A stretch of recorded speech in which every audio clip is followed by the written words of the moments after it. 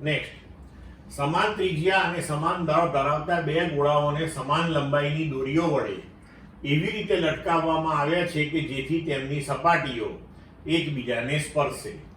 આ ગોળાઓને 4 × 10⁻⁶ કુલમ જેટલો વિદ્યુતભાર આપતા તેઓ એકબીજાને અપાકર્ષે છે અને પરિણામ સ્વરૂપ દોરીઓ એકબીજા સાથે 60 ડિગ્રીનો કોણ બનાવે છે. જો આધાર બિંદુથી ગોળાના કેન્દ્ર સુધીનું અંતર 10 સેન્ટીમીટર હોય તો ગોળાનું દળ શોધો. K 9 × 10⁹ SI અને G 10 મીટર/સેકન્ડ² લો.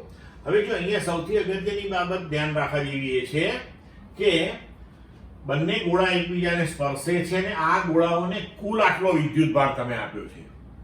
એટલે એક એક ગોળાને નહીં મળે, આ તમે કુલ વિદ્યુતભાર આપ્યો. બે ગોળા આડેલા છે એટલે આ વિદ્યુતભાર જે છે એ બંને ગોળા ઉપર સમાન રીતે વહેંચાઈ જશે. આ ખાસ ધ્યાન રાખવા જેવું છે. અહીંયા ઓપ્શન આપ્યા છે A 0.3117 kilogram, B 0.6235 kilogram, C 0.1559 kilogram, D 1.2468 kilogram. હવે જુઓ કે બંને ગોળા ઉપર તમે કુલ 4 × 10⁻⁶ કુલમ વિદ્યુતભાર આપ્યો. બંને ગોળા વચ્ચે વહેંચાય એટલે બાય 2 કર્યું આપણે, તો Q1 અને Q2 એટલે કે બંને ગોળા પરનો સમાન વિદ્યુતભાર મળી ગયો 2 × 10⁻⁶ કુલમ. હવે તમને અહીંયા આપેલું છે કે આધાર બિંદુથી ગોળાના કેન્દ્ર સુધીનું અંતર 10 સેન્ટીમીટર છે, તો L 10 સેન્ટીમીટર, બરાબર.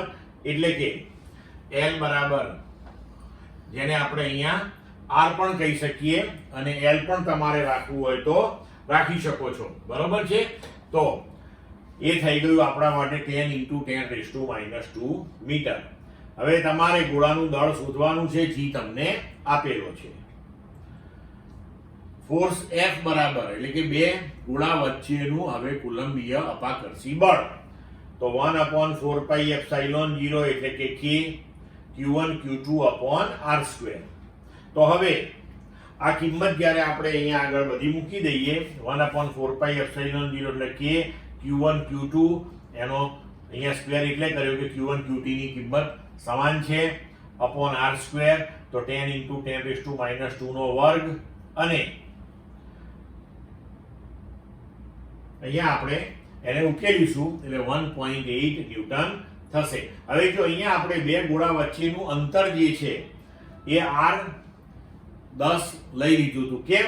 કારણ કે આપણને કહેલું છે કે બંને ગોળાઓની કેન્દ્રથી આધાર બિંદુનું અંતર 10 છે, સમાન છે, અને પાછો એકબીજા સાથે 60 ડિગ્રીનો કોણ બનાવે એવી રીતના સ્થિર થયા છે.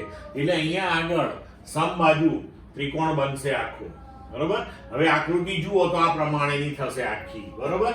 એટલે આ આપણા માટે L થશે, આ પણ L થશે અને આ પણ L થશે. આને આપણે R પણ નામ આપીએ છીએ, જે કહેવું હોય તે કહેવાશે, બરોબર છે.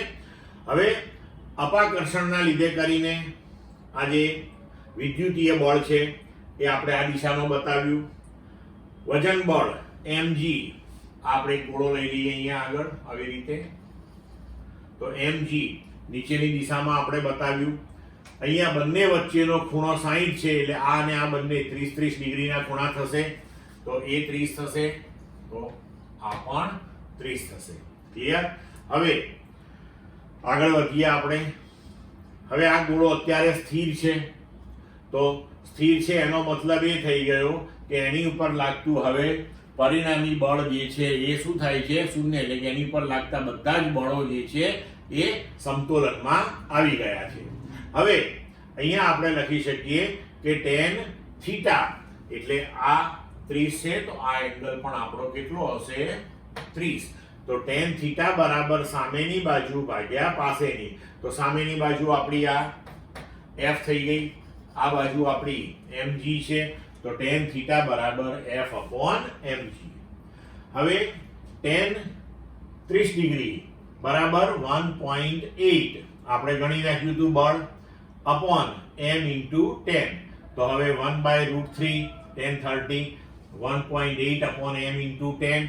હવે આપણે ગોળાનું દળ શોધવાનું છે, તો એને સૂત્રનો કરતા બનાવ્યો, તો આપણો જવાબ આવશે એ. અહીંયા ધ્યાન રાખજો મિત્રો, આ જે t sin 30 લખ્યું છે એ આપણે અહીંયા આ જે દોરીમાં જે ટેન્શન આવે ને એ લખેલું છે હો.